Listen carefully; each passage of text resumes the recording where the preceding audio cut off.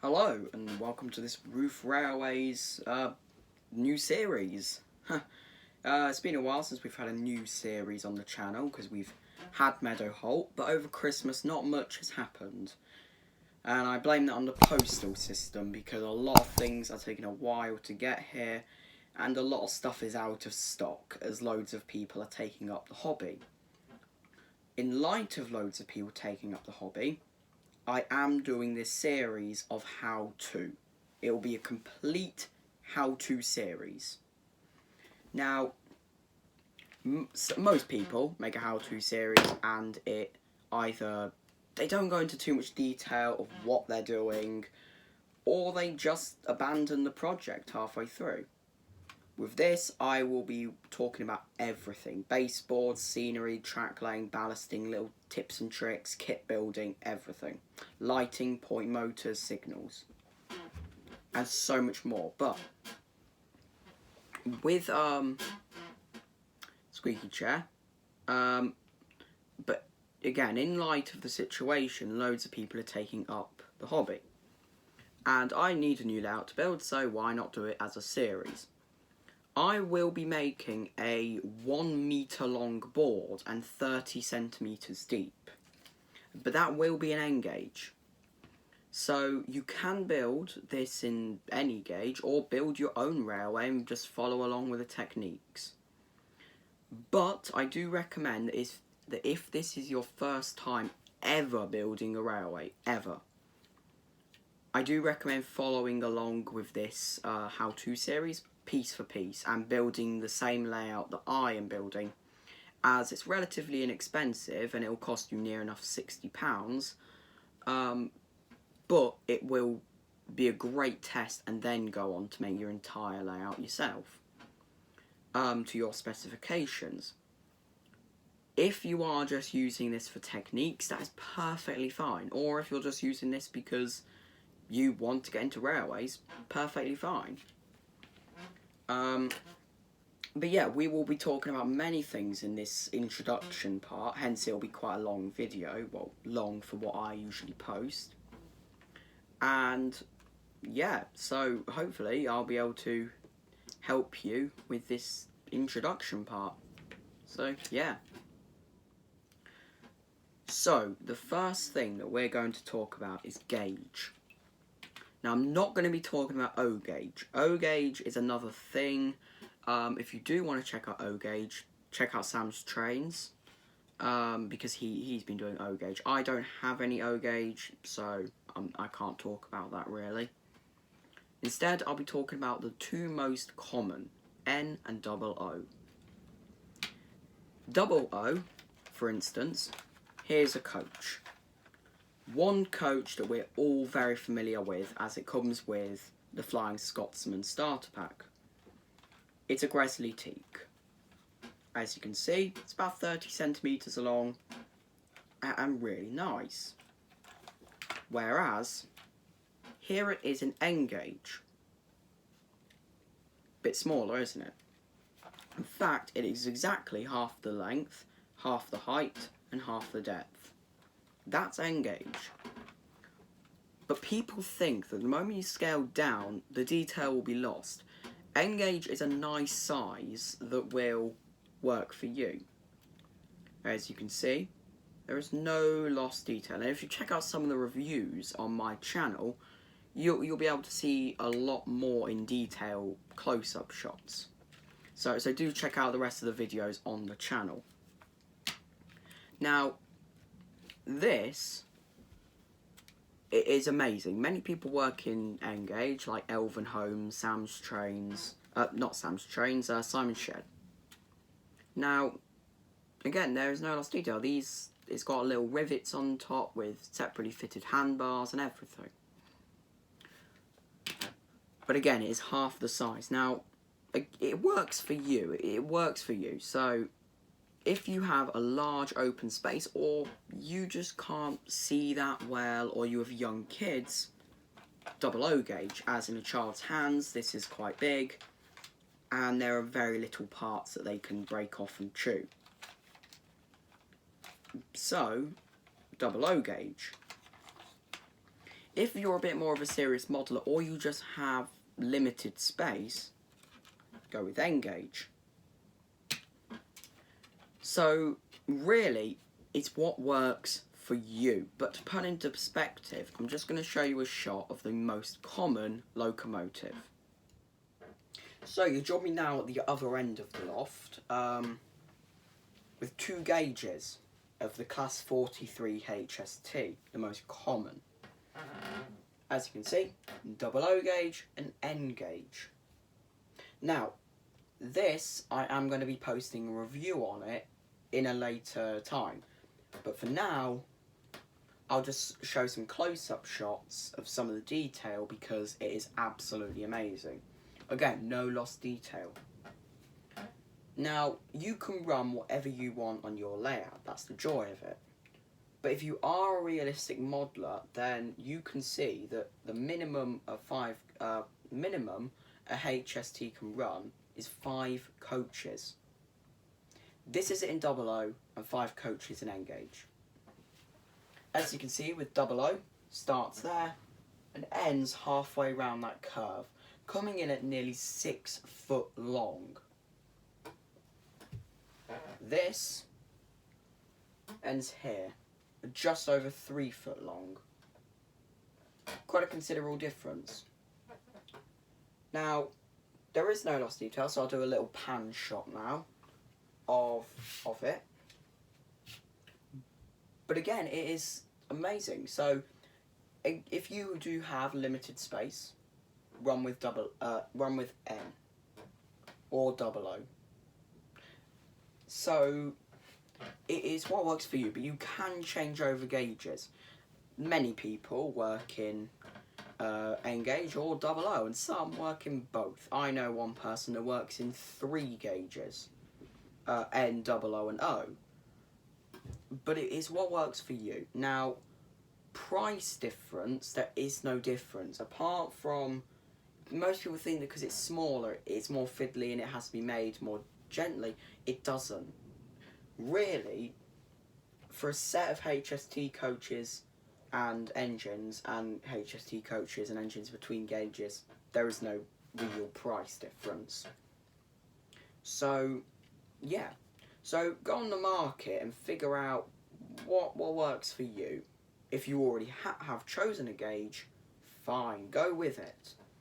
Double O, I recommend though, as a great starter because, well, it's the most common and there's a lot of choice out there for it. Not saying that there's not a lot of choice out there for N-Gauge, there is still more or less the same, but with double O, there is way more of a choice.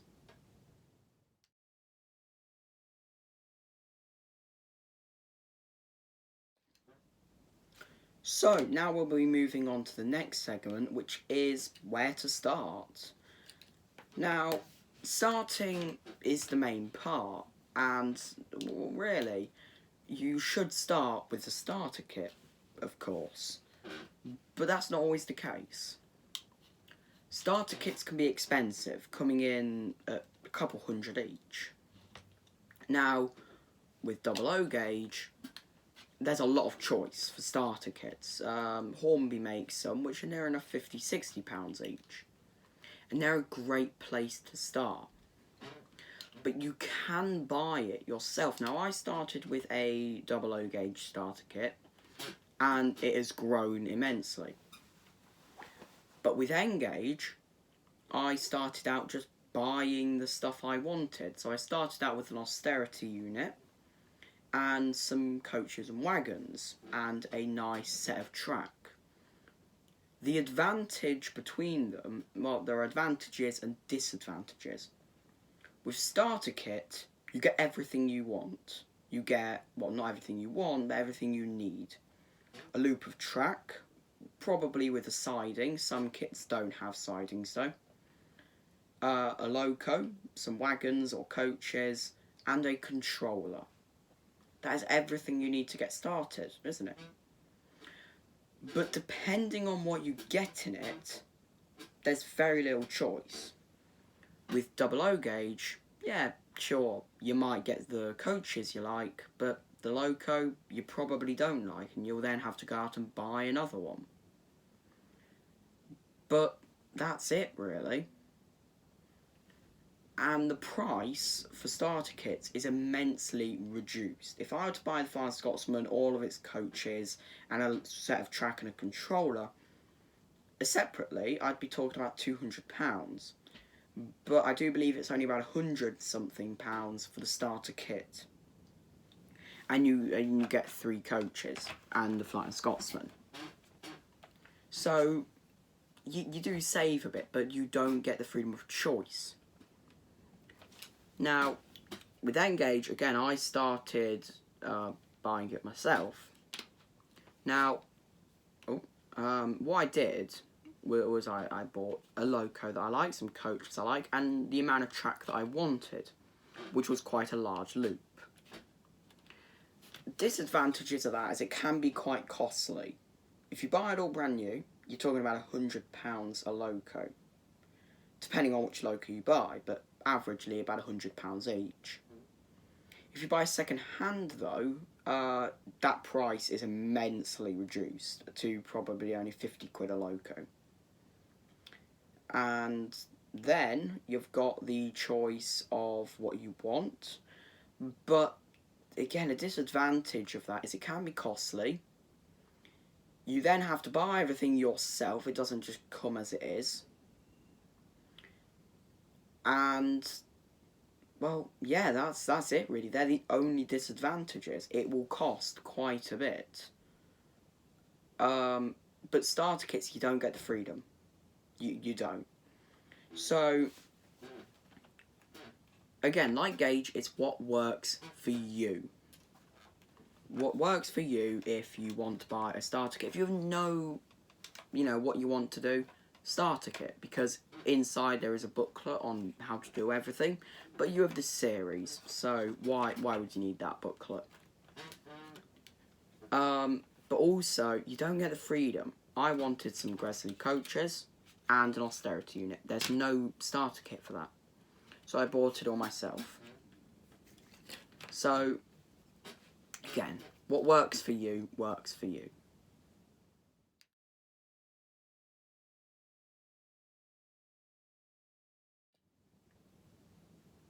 So now we're going to talk about cost. Cost is something that most people get thrown off with. Now, it's a weird thing. If you are like me and you have to buy everything second hand, the cost is immensely reduced. Now, most people think that because it's second hand, it's broken or it doesn't work well. But don't forget, we're talking about scale modelers here. And, well, we pride ourselves in taking good care of our locos. I have about 7 different locos. Only one of them I've ever bought brand new. The rest of them are all second hand. Yet, no missing detail, no bad scratches. They all run perfectly fine. So, So just because it's second hand doesn't mean that it's wrong or deficient. Some people, though, do like to buy first hand because it gives them security of peace of mind, and they know that they can easily send it back if there is a fault. Now, and they will get it in mint condition. So, averagely, for a loco in N and OO, you're talking about £100. Small shunters, such as this Class 04 that I have, I bought this second hand for £50. It runs fine, no missing detail, it's amazing. This, though, which is a book set for the HST, so it comes with 2 locos, 2 coaches. This cost £170. So you see what I mean? It's a whole different thing, but that is DCC fitted, which is something that we will get into soon. So cost-wise, it works. You can either buy secondhand. The large HST in the back, the double O gauge one, I bought secondhand for £40 at a show. Runs fine. It's got directional lighting, great detail. So what's the harm? Now, again, it's what works for you. If you like brand new and you love the feeling of getting something from Hatton's or Rails or Sheffield and opening it up and having that fresh, clean, untouched loco, then yeah, there's no harm in buying brand new. A lot of the time, I do like to treat myself to something brand new. But if you are on a budget, or just don't want to spend that much, then buy secondhand. You will save quite a lot. So yeah.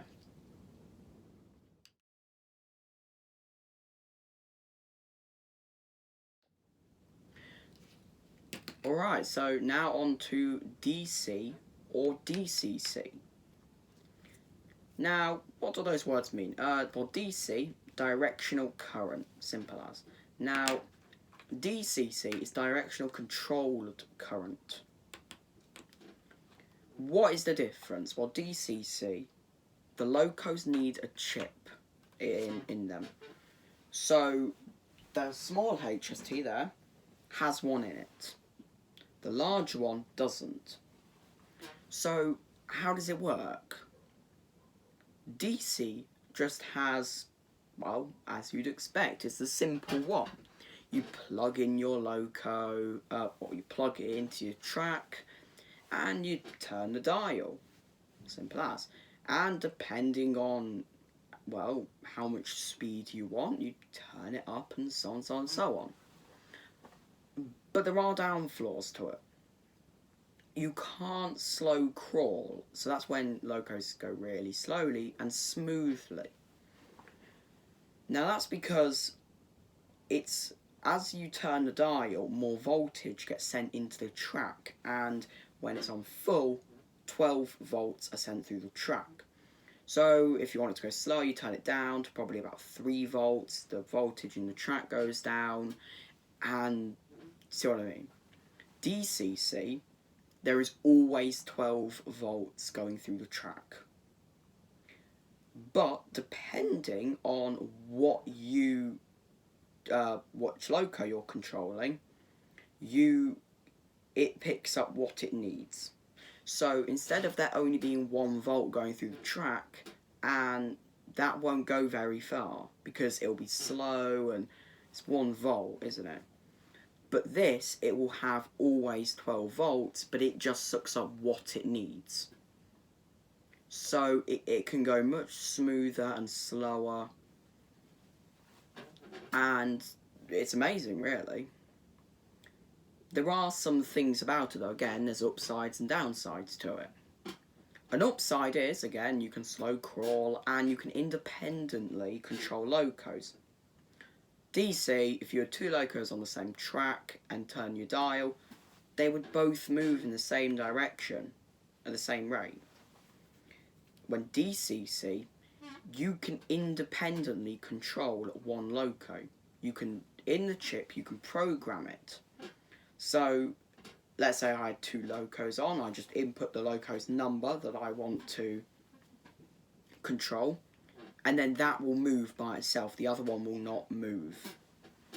So you can have, there's a lot of upsides to it. The only downside though is the cost. Again, with the cost, if you are someone that just, you want to do this properly, go for it. But a proper controller for DCC will cost near enough £100 just for the controller. But in DC, it's only about 15 to 20. But with the but of course you need to then also buy the chips for each loco, and they'll fetch you near enough 10 quid each.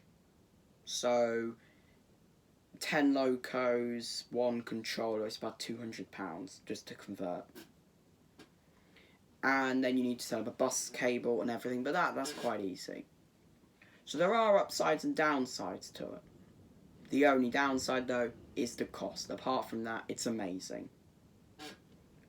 So, it depends. If you want to go proper out with it and do proper things, DCC. But if you want simple, just inexpensive, DC. So now just on to the last couple things before we end the video. So, just the last couple things before we end. I would like to really thank our Patreon subscribers. Their names will appear at the end of the video.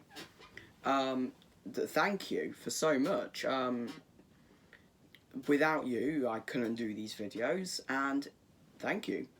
If you would like to support us on Patreon from £1 a month, you can click the link in the description and join there. So, what else do we need to know about model railways? So again, if you want to do this, go ahead with it. But, if this is your first ever time building a model railway, follow along with this. The layout that I will be building, inexpensive, and it will be a great test, because everything you need to know will be in this. Because there's no point testing something out for the first time on your actual layout, the large one, or the whichever one you want to use. Because it will be your first time ever doing this, and it won't look as good. So use this as a bit of a tester. An inexpensive tester. Now, if you do already have a layout in mind, then sure, go ahead with that. Please, do whatever you want. I'm not going to stop you. But do, again, follow along with this, and hopefully you'll pick up some new tips and tricks on how to do things to make it more detailed. So, yeah, thanks to our Patreon subscribers. And if you haven't already, please subscribe to the channel. We're on the road to 200, and we've been gaining a lot of interest recently. So if you haven't already, click subscribe, and also the little notification bell, because then you'll be notified when a new video pops up. So yeah, thank you, and hopefully we'll have some more videos in the next coming month. Thank you. So, thank you for making it to the end of the video. If you haven't already, please do consider subscribing, and don't forget to click the notification bell to keep updated when I post new videos. In the description, you will find a collection of what I recommend, me personally, what I recommend for starting. So there'll be some 00 gauge starter sets, both diesel and steam. There'll be N gauge starter sets, again both diesel and steam. And then there'll also be a link to Hatton's website, because if you are buying separately, I do recommend checking them out, because they have a pre-owned section. So if you are on a bit of a budget, or just don't want to spend that much, you can find amazing locos that run absolutely amazingly for very, very, very cheap.